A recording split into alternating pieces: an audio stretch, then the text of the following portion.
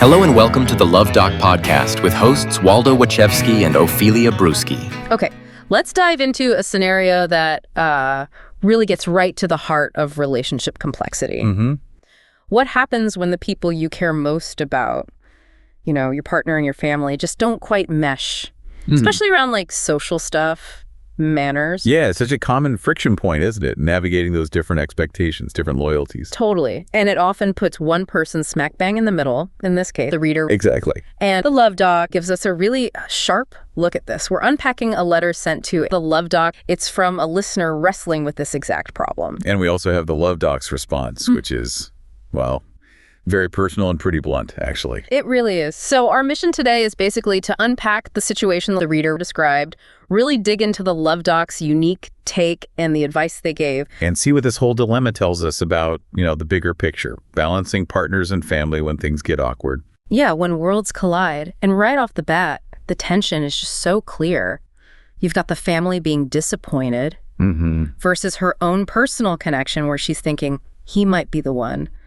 That is a tough, tough spot. It really is. That external judgment, you know, clashing right up against a deep internal feeling. So let's get into the specifics from the reader's letter. She actually calls herself the bad boyfriend's girlfriend. Wow. Okay. That tells you something already, doesn't it? It does. So she finally got her boyfriend to visit her in Dallas.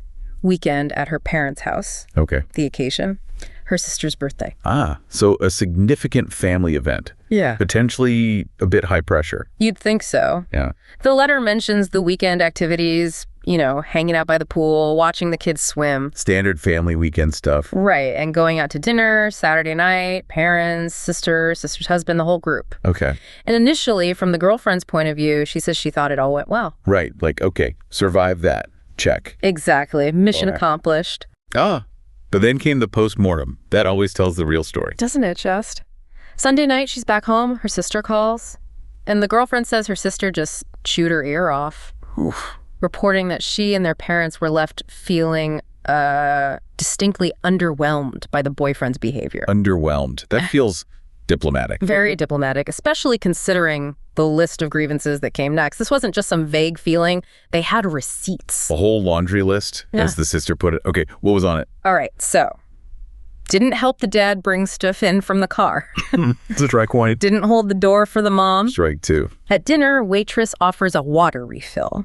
His response was just, nah. Nah, no thank you, just nah. Just nah. Apparently that one word really landed poorly. I can imagine. Ouch. What else? The list goes on. Didn't offer to help pay for dinner. Left beer cans by the pool. Oh, dear. Apparently never smiled. Okay. And generally was just not being real chatty.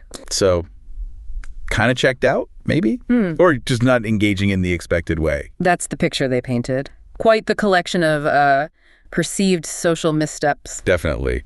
But the girlfriend, she pushes back a bit, right? She doesn't just roll over and agree. No, she offers her perspective. She says, look, she acknowledges he isn't the most outgoing, sociable person. She even says maybe he doesn't have great manners. So she sees some of it. She does. But, and this is the key part, she emphasizes that he has always been sweet to her. The classic, but he's different with me defense. Exactly. And because of how he treats her, she's still thinking he might be the one. So you see that internal loyalty really battling the external family judgment. Yeah, that's a powerful conflict. And it immediately affected how she handled things.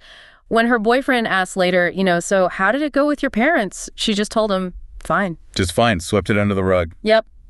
Her reason. She didn't want to make him feel bad or hate her family. Which leads us right to her big question for the Luv Doc.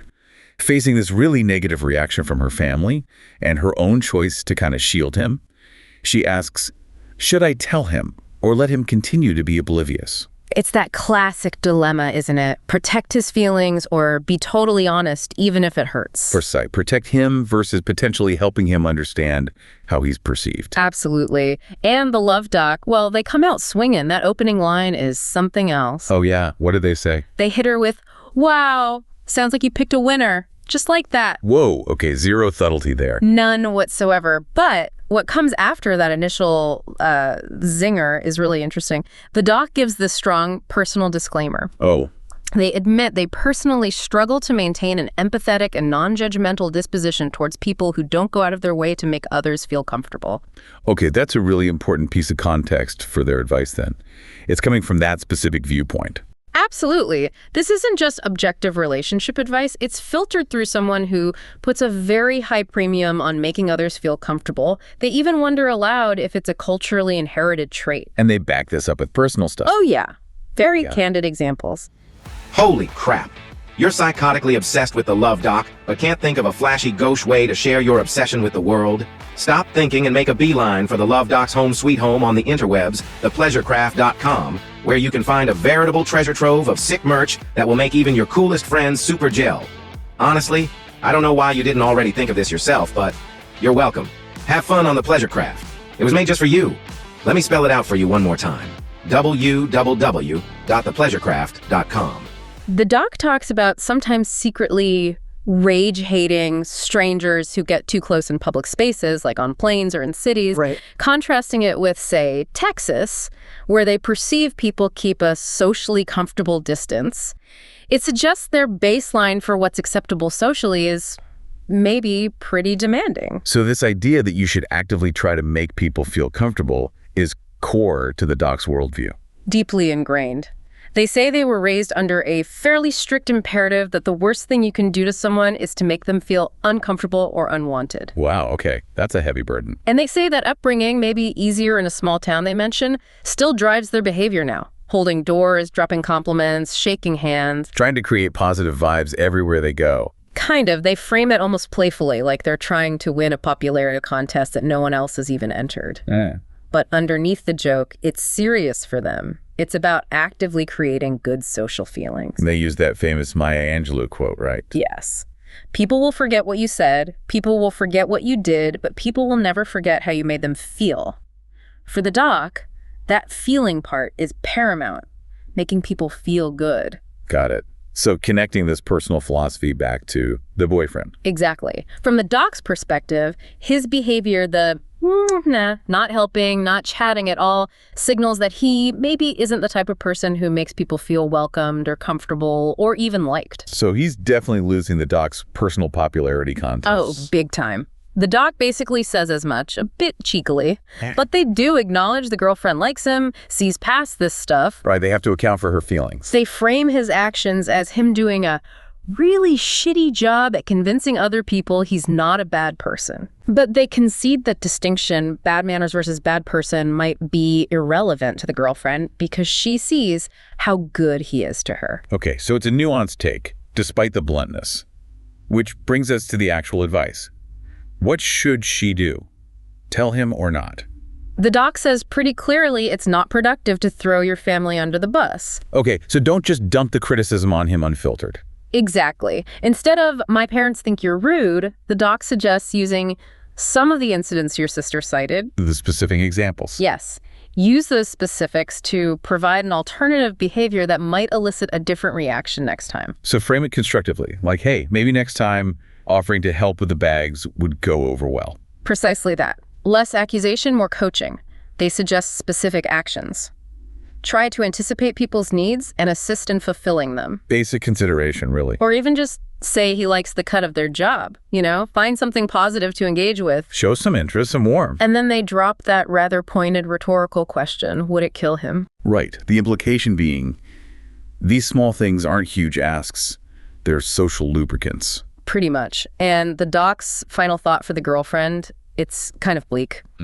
They say this whole situation, this clash between his style and others' expectations is basically her cross to bear. Wow. And they predict she's probably going to have to make a lot of apologies for him as long as they're together. So the burden of smoothing things over, making excuses, managing perceptions, it falls on her. That's the doc's prediction. A heavy thought. It really highlights the potential, long-term social labor involved when your partner doesn't quite fit the social mold your family or friends expect. Yeah. So connecting all these threads, what this Love Doc really unpacks is that fundamental clash.